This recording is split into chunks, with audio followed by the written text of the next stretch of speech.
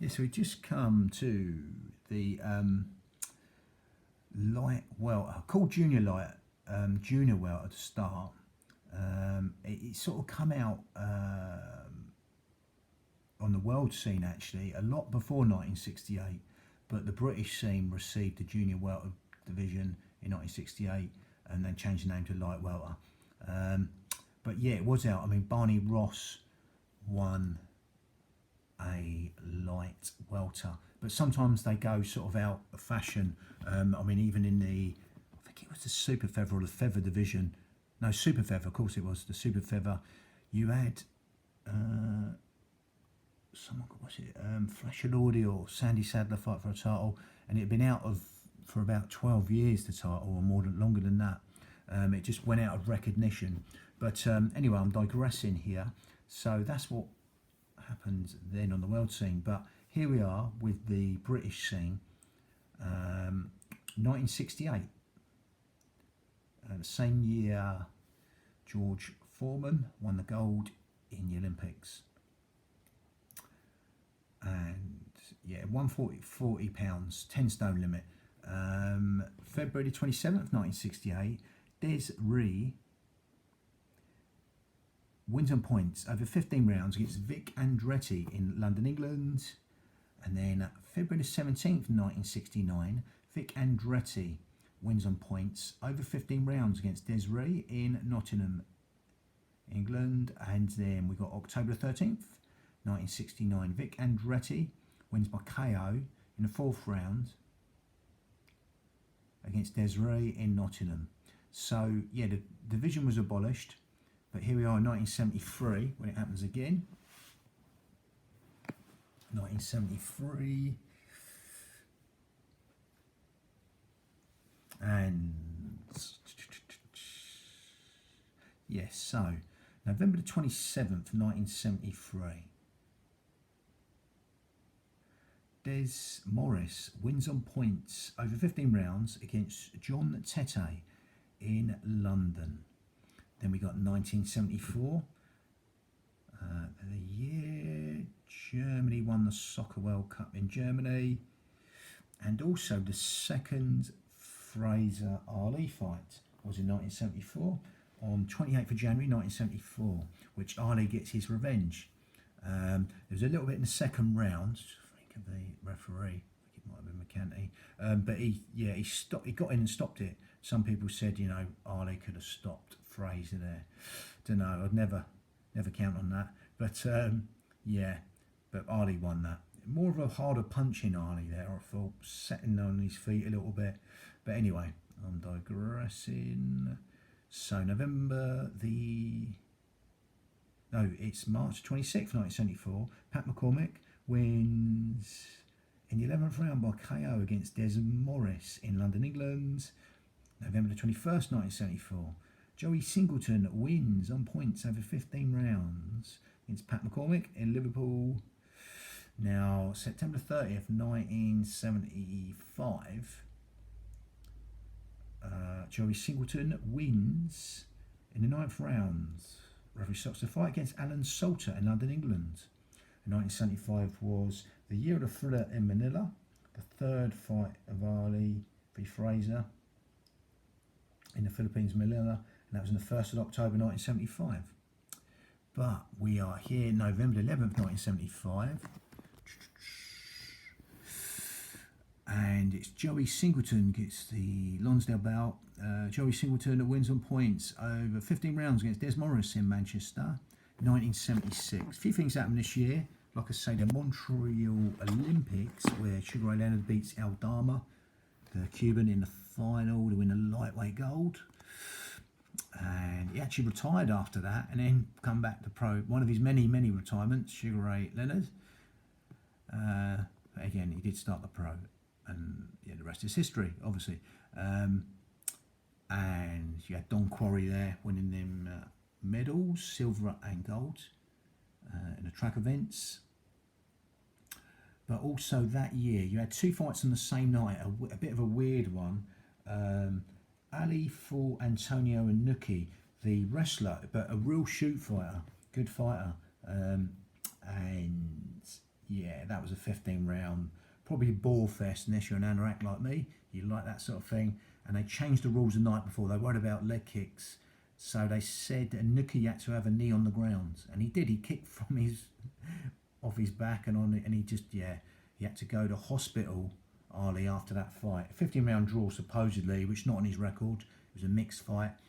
Like a sort of early-ish MMA fight. Fair play to Ali for fighting it. Because again, the rules would have been all for Anuki. Gene LaBelle was the referee there. So it's just Anuki going on his back and kicking Ali's legs.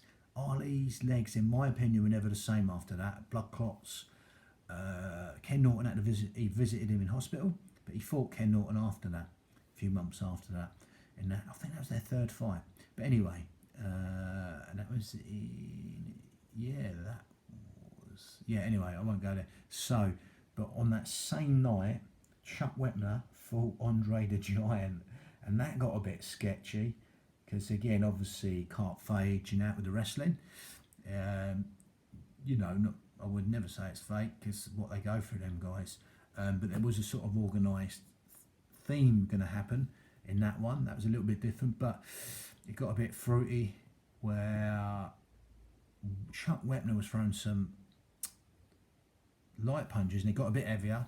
Then he started throwing some rabbit punches, ended up out the ring. Getting a bit fruity there. But anyway, I digressing. Back to June the 1st, 1976, Dave Boy Green wins.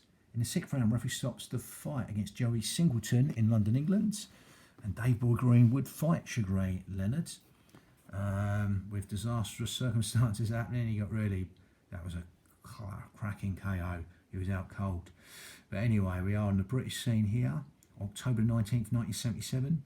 Colin Power wins in the 10th round. Referee stops the fight against Des Morrison in London, England. 1978, the same year, Argentina won the World Soccer Cup in Argentina.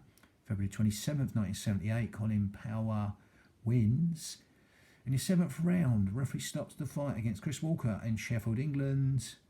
Then one of the Mackenzie brothers, Clinton Mackenzie here.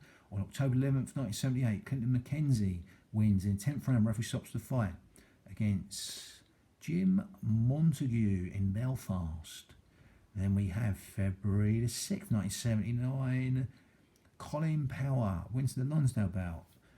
Wins on points over 15 rounds against Clinton Mackenzie, London, England. September, just done that one. Now 1981, January the 6th, 1981. Clinton Mackenzie wins the Lonsdale bout and the 14th round referee stops the fight against Des Morrison in London, England.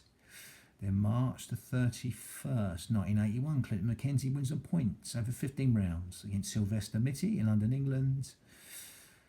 Then 1982, the same year, Italy win the World Soccer Cup in Spain. They beat Germany in the final 3-1, I remember. But anyway, I digress. February the 16th, 1982. Clinton Mackenzie wins in the 4th round. Referee stops the fight against Steve Early, London, England. And then August the 4th, 1983. Clinton Mackenzie wins on points over 12 rounds against Alan Lamb in Liverpool, England. Then September the 19th, 1983. Terry Marsh never was beaten. Terry Marsh wins on points over 12 rounds against Clinton Mackenzie in London, England. And again, there's all the shenanigans with the shooting of Frank Warren, but again, I think he was acquitted of that. So, yeah, Terry Marsh, the fighting fireman. I'm sure he was acquitted of that. So, yeah, but there was all that going on.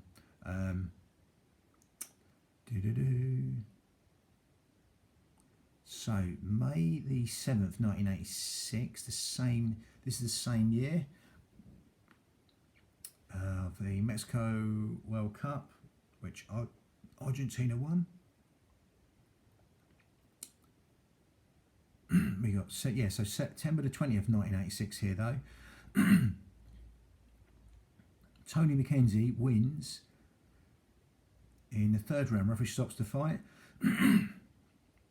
against Clinton Mackenzie in Hemel Hempstead, and again they're not related. I said about the the McKenzie brothers, but that's not one of the brothers. Tony McKenzie, just same names, wins. Referee stops the fight in the third round against Clinton McKenzie, Hemels Hempstead. In October the 25th, 1986, Tony McKenzie wins by KO in the 10th rounds against Michael Harris from Stevenage. And then January 28th, 1987, Lloyd McKenzie wins in the third round. Referee stops the fight against Tony McKenzie in Croydon, Sussex, there in England. Croydon. And they come from there, the McKenzie brothers. And even Duke McKenzie, he helped out in the Purley train crash, which is around that area. He helped out helping people in that. But anyway, so we go back to this. I digress again. So June 17th, 1987, Lloyd Christie wins in the 12th round. Referee stops the fight against Mo Hussein in London, England. Won the Lonsdale bout outright. And yes, so we finish. November the 19th, 1987, Lloyd Christie wins by KO in the first round against Chris Blake in London, England. Marsh and Lang relinquished the title. And Terry Marsh, I suppose he had epilepsy, and a couple of times in fights he apparently blanked out and fought on fighting instinct. He was a chess champion as well. Might have been British chess champion, something like that. Interesting character. And I actually saw a match of his. It was a chess boxing match. But Marsh said he never completely ever knocked someone out. He was more of a sort of work rate guy. He could punch, he stopped people, but he's more of a work rate guy. And he fought Joe Lewis Manley in his world title fights, etc. on the world scene. But again, it's good to see him at British and in how they progress later on. But that's the end of the light welter British title history #1 video. So that's the British lightweight boxing title history video 1. Bang.